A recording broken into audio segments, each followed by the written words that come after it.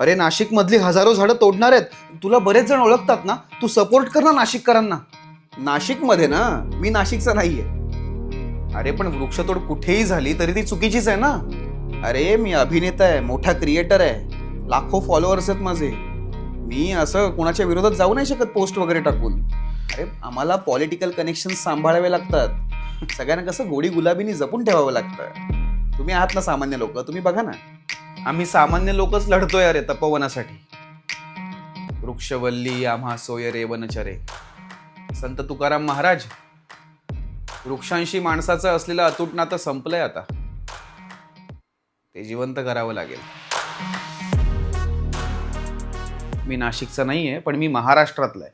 आणि नाशिक हे महाराष्ट्रातलं एक सुंदर शहर आहे. आणि तपोवन ही नाशिकची जीवन संजीवनी आहे, जिथे वृक्षतोड होणाऱ्या कळलं आणि वाईट वाटलं.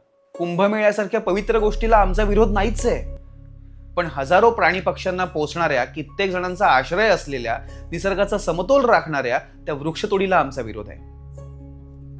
साधू संतांना भौतिक सुखाची अपेक्षा नसते. किमान एकदा त्यांना तरी विचारा, त्यांना हे वृक्षतोड मान्य आहे का?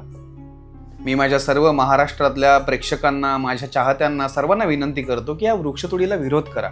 आपण महाराष्ट्रातले आहोत, महाराष्ट्र आपला आहे. आणि हे जे महाराष्ट्रात बाहेरच्या राज्यातनं लोक नोकरी करायला येत आहेत, इथे नोकरी करतायत, इथे पैसा कमवत आहेत, नंतर ते त्यांच्या गावी निघून जाणार आहेत. पण आपल्या पिढ्यानं पिढ्या ह्या महाराष्ट्रातच जन्माला येणार आहेत आणि इथेच राहणार आहेत. आणि त्यासाठी आपल्याला महाराष्ट्रातली ही माती जपायची आहे, झाडं जपायची आहेत, पर्यावरण जपायचं आहे. आणि आपल्याला तपोवन नावाचं एक सुंदर स्वर्ग सुद्धा जपायचं आहे. अभिनेते आणि इन्फ्लुएन्सर्सना माझी एकच रिक्वेस्ट आहे की पूर्ण महाराष्ट्रातून आपल्याला जे भरघोस प्रेम मिळतंय, लाईक्स मिळत आहेत, व्ह्यूज मिळत आहेत, यामध्ये नाशिककर पण येथे विसरू नका. आज ते वृक्षतोडी विरोधात उभे राहिलेले आहेत. आपल्या एका स्टोरी पोस्टमुळे जर का त्यांना थोडासा सपोर्ट मिळणार असेल तर तो करा. आणि मी पुन्हा तेच सांगेन, वृक्षवल्ली आम्हा सोय रे वनचरे. संत तुकाराम महाराजांनी लिहिलेल्या अभंगाच्या विरोधात जायची ना माझी हिंमत आहे, ना माझी लायकी आहे.